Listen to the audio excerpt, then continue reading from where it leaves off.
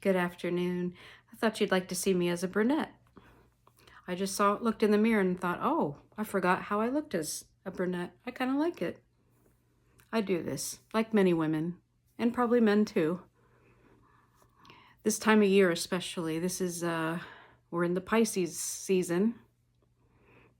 Almost into Aries, the new beginning, new start, spring, resurrection, Easter, new growth.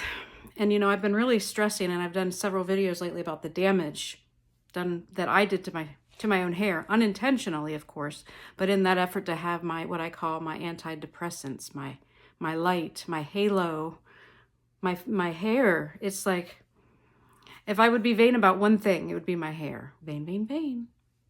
See that other video of my mom, vain, vain, vain. But yeah, I basically almost caught my hair on fire last week with a blow dryer, which was conking out. It needed replaced, and I was being my cheap self, like, oh, it has a few more uses in it, Deb. Don't go rush out and buy something. Just wait. It still works.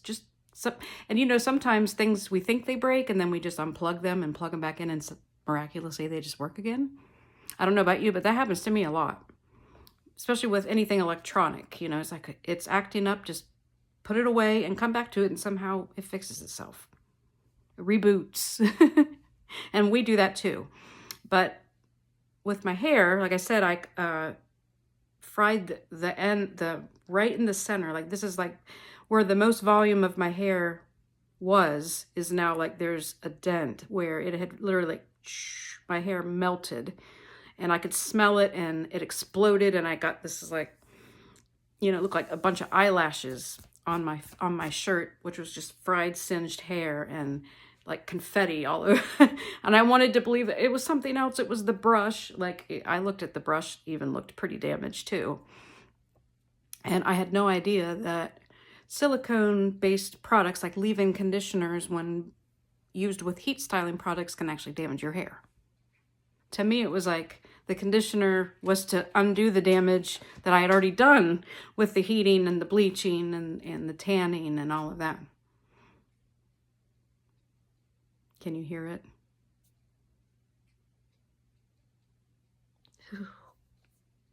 I don't know if anyone else is bothered by the sound of their cat licking themselves, but to me, it is like fingernails on a chalkboard. I can't fucking stand it. And it's like, maybe it's like this. I'm sure my kids saw me like that. Kids have a way of hitting your nerves like that too, with the little noises they make. It's like, would you stop it? Stop it! And I think sometimes that's why this cat is here, because it was my ex's cat and got left behind because she was a black cat and she would not be safe in the neighborhood that my ex was moving to.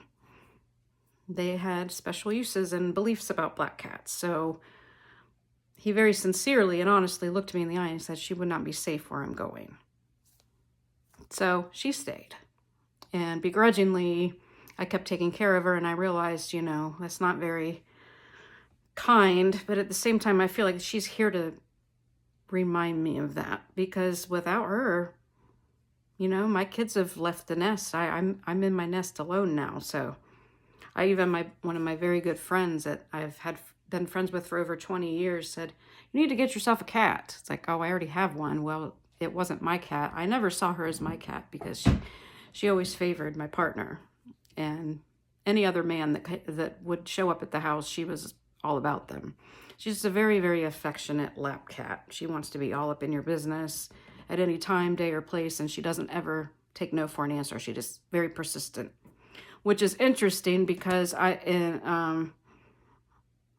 in my former marriage, my husband would feed any stray cat that came around. So before long, we had a house full. We were up to 7 at one point of cats running in and out of the house, and I could never keep up with that. And I never wanted that. I never wanted the indoor cat responsibility. I was trying to open a bakery, I can't have animals in the house. It's against the health department. That's why you don't see them in restaurants. And so there's that too. I do have my kitchen separated from the rest of the house, but it's just, if I say that she's forcing me to remember what it's like taking care of kids. The stuff you don't want to do, like, oh, I'm tired. I don't want to let you out to pee. I'm tired. I don't want to feed you. I'm tired. What do you want? It made me kind of see just how impatient I am.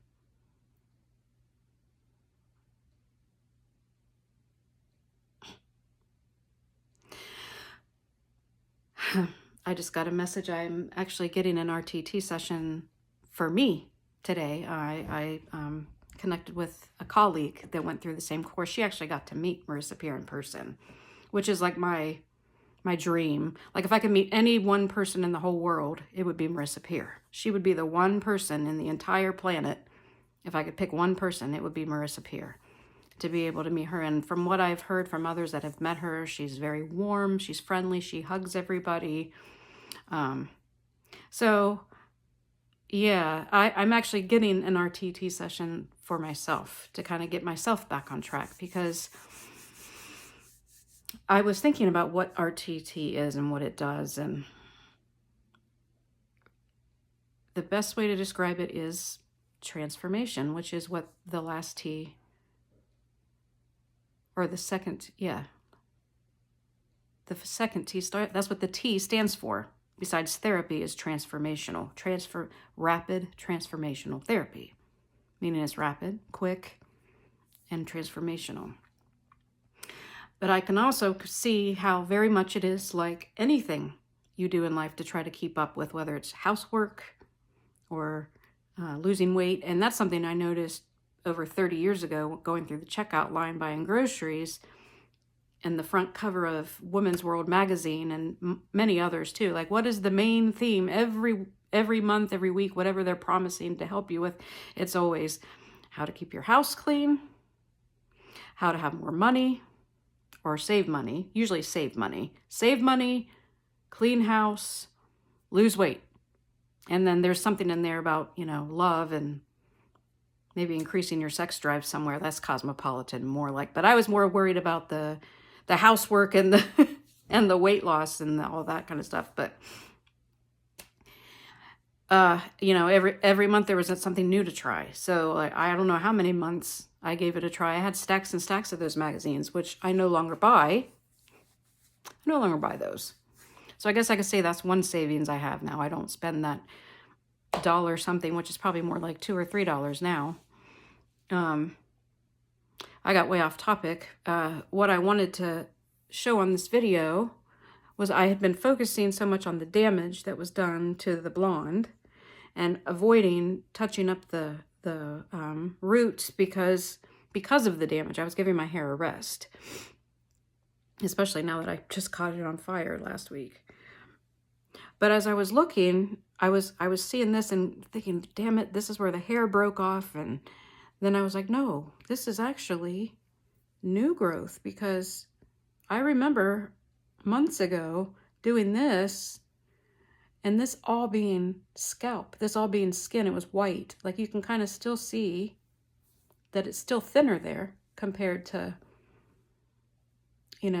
but it went all the way back to here. So this is actually filling in. And I noticed that on my cat too. She, over the winter time, licked herself so much that she licked her hair off. And they say it's a stress thing, and I think a lot of it was being cooped up inside. She likes to be outside. People think I'm not a good pet owner because I let her out, but to me, she's a wild animal.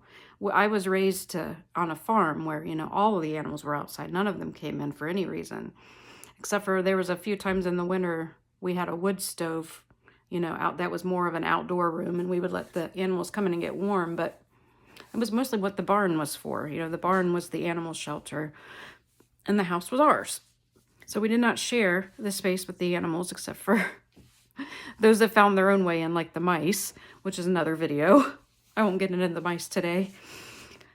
But at that, actually, I realized I need to get off of here and get ready for my session. So I will shut this off and I will see you later.